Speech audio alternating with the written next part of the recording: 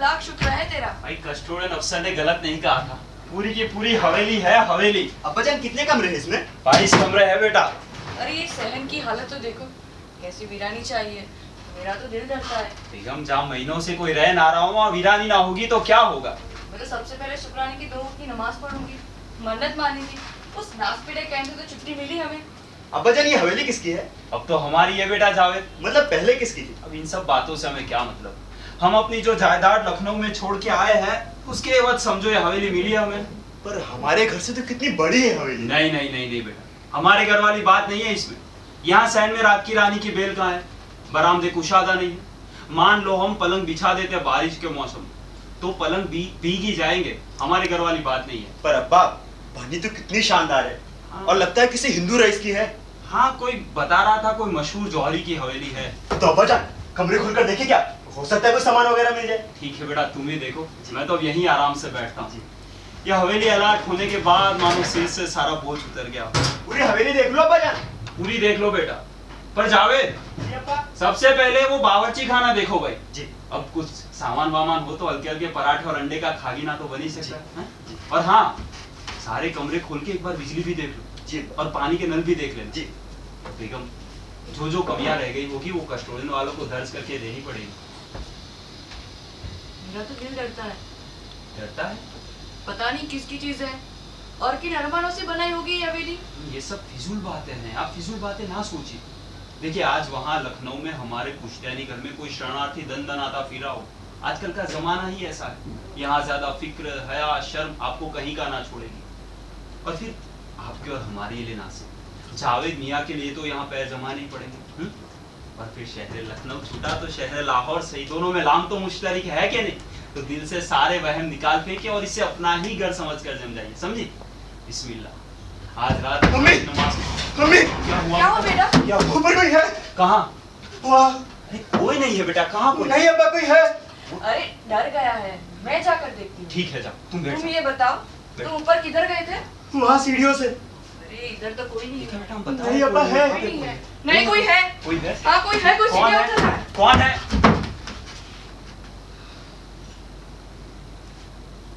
आप कौन है? तुसी दसो कौन हो जो बिना पूछे मेरे घर घुसा है? घुसा है? घुसा ना कैसा? देखिए मोहतरमा, ये मकान हमें कस्टोडियन वालों ने अलॉट किया है। देखो जी, अलर्ट पैलट मैं नहीं जानती, ये मेरा घर है। ये कैसे हो सकता है? अरे किसी ने पूछ ले, ये रतनलाल जौहरी दी हवेली है, मैं उसदी मां हां। और रतनलाल जौहरी कहाँ है? ओ फसा शुरू होने से पहले किसी हिंदू ड्राइवर दी तलाश विच घरों निकलिया सी। साडी गड्डी दा ड्राइवर तो मुसलमान सी ना, और वो तो लाहौर तो बाहर जाने तो तैयारी सी नहीं होंदा। तब दा गया रतन आज तक। माफ कीजिएगा मोहतरमा, आपके साथ जो कुछ भी हुआ उसका हमें सख्त अफसोस है। लेकिन हकीकत यह है कि अब ये पाकिस्तान बन चुका है। अब आप लोगों के लिए यहाँ पर कोई जगह नहीं है। पर आप फिक्र मत कीजिएगा, हम आपको कैंप पहुंचाएंगे और कैंप वाले वहां से आपको हिंदुस्तान तक ले जाएंगे। मैं किधर ही नहीं जाना। ये आप क्या कह रही?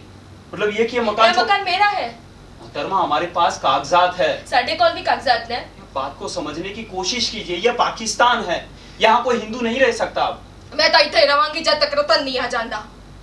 देखिए हम आपके जज्बात की कदर करते हैं, लेकिन हकीकत है कि आपका बेटा रतनलाल अब कभी लौटकर वापस नहीं क्यों? तू की खुदा है तो तनु सारी गल्ला पर क्या पता हो? देखिए बहन, सैकड़ा हजार लोग मार डाले गए हैं, तबाह बर्बाद हो गए हैं। सैकड़ा हजार बचता भी गए। मोहतरमा, 100 की सीधी बात, आपको ये मकान खाली करना पड़ेगा क्योंकि हमें मिल चुका है, वो भी सरकारी तौर पर। मैं इथों से नहीं निकलनागी। खुदा, ये क्या मुसीबत है बेगम? जी आजकल शराफत का जमाना ही नहीं है। आप कस्टोडियन वालों को बुला लाइए तो अभी। पुत्र, तू जाके जिसमें मर्जी बुला लिया, जान से ज्यादा तो कुछ ले नहीं सकता। और हाँ, जान में तो आनो देने तैयार हाँ। खुदा, मैं क्या करूं बेगम? जी आप कस्टोडियन के ऑफिस जाइए और बोले हमें ऐसा मकान ऑलरेडी क्यों किया जो खाली नहीं है। जावेद बेटा, मेरी शेरवानी लो। बेगम थोड़ा पानी पिला दो। पानी? बेटी, टूटी से पानी आ रहा है। एक हफ्ते तो सफाई ठीक हो रही है। जा, टूटी से पानी ले ले। देखिए मोहतरमा, हम आपको समझाए देते हैं, पुलिस ने आप पे ज्यादती की तो तकलीफ हमें भी होगी। बेटा, मेरे ऊपर जो कहर पै चुके है ना, उस तो वड्डा कहर मुझको पैर नहीं सकता। जवान मुंडा नहीं रहा, लखा दे जवाहरात लूट गए, सभी संपत्ति मारे गए। तो बुआ अब तो वो संभालो, हिंदुस्तान चली जाओ, अपने लोगों में रहना। रब दी दात मेरा पुत्र ही नहीं रहा तो हुण मैं किथे जाना है। ठीक है बेगम, मैं चलता हूँ, खुदा हाफिज। अब्बा हाँ मैं भी चलूँ क्या आपके साथ? ये बेटा तुम यही रुको, हो सकता है इस बुढ़िया ने कुछ और लोगों को ऊपर छिपाया। पुत्र रब दी सो, मनु छोड़ के इतने कोई नहीं है। नहीं नहीं बेटा तुम यही रुको, खुदा हाफिज। खुदा। जावेद, जी अम्मी। तुमने बावर्ची खाना देखा? जी। वैसे बर्तन तो अपने पास है ही, तुम लकड़ी और कोयले देखो। तुम्हारे अब्बा के लौटने तक मैं खाना पका लूं तो अच्छा है। अम्मी बावर्ची खाना में ना तो लकड़ी है और ना कोयले। लकड़ी और कोयले नहीं है, हाँ। फिर खाना कैसे पकाऊंगी? बेटी बरामदे दे खब्बे तरफ वाली कोठरी से लकड़ा भरी पड़े है, जा कर ले।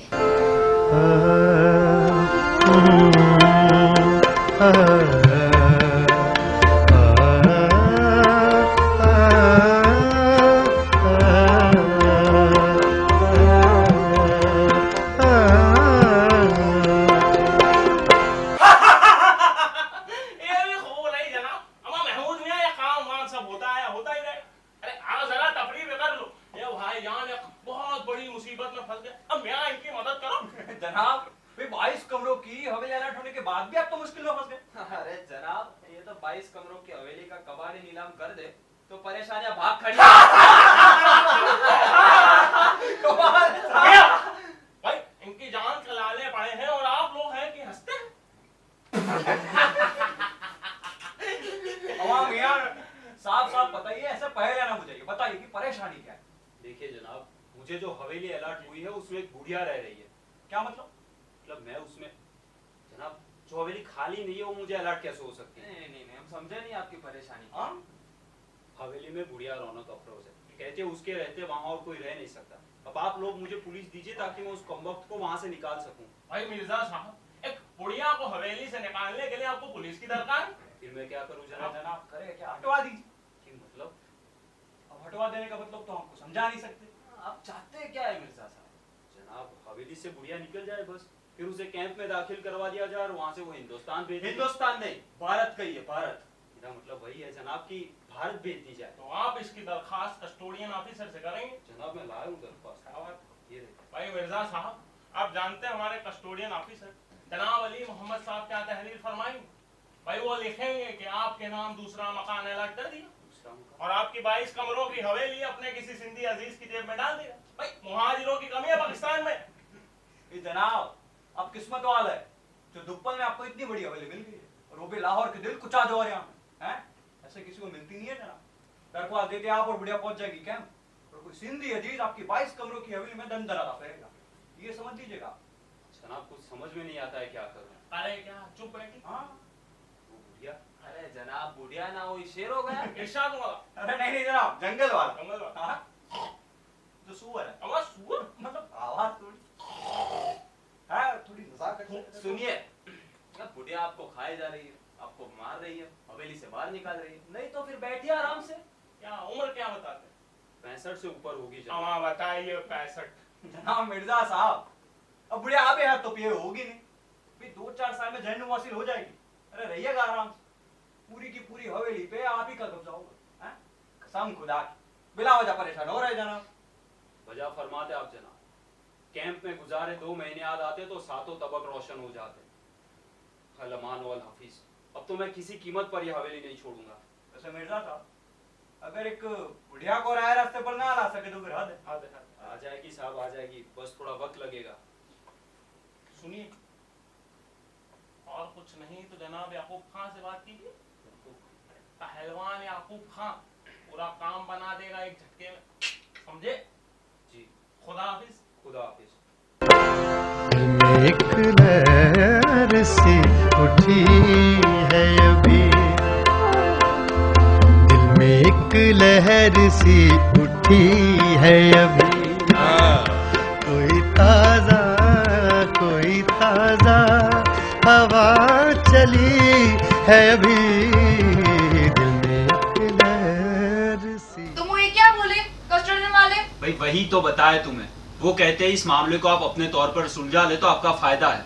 वरना वो सिंधी कस्टोडियन अफसर ये पूरी की पूरी हवेली अपने किसी सिंधी अजीज को दे देगा। वाजी वाह, ये कुबरे मारे भी और रोने भी ना दे। तुम अब ये सब छोड़ो और ये बताओ कि इस मोहतरमा से कैसे निपटा जाए। मैं हरामजादी को चोटी पकड़कर निकाल देती हूँ बाहर। हो गया किसा तमाम। और क्या आपका, वैसे भी सारे कागजात तो हैं हमारे पास। बेटा कागजात तो उसके पास भी है और उसके कागजात ज्यादा अहम है। क्यों? कोई शख्स इधर से उधर आया है गया ही नहीं तो उसकी जायदाद कस्टोडियन में कैसे जा सकती है? और फर्ज करो कि मुड़िया को घर से निकाल देते, वो पुलिस में जाकर रपट लिखवाते कि वो हिंदुस्तान गई नहीं, तब क्या होगा? तो फिर क्या किया जाए? देखो बेगम, मुड़िया चली भी जाए और हाय तौबा भी ना मचाए, जावेद मियाँ उसे ले जाए और छोड़ दे हिंदुओं के कैंप में चुपचाप। तो बुलाओ उसे। नहीं रुको, पहले पूरी बात सुन लो। बैठ, क्या हो जाओ। देखो बुढ़िया से ये भी कहा जा सकता है कि अब ये पाकिस्तान बन चुका है, अब यहाँ कोई हिंदू नहीं रह सकता, और अगर उसे यहाँ रहना ही है तो अपना मजहब बदलना पड़ेगा। भाई हो सकता है ये बात जानने के बाद जाने के लिए राजी हो जाए। समझ गए।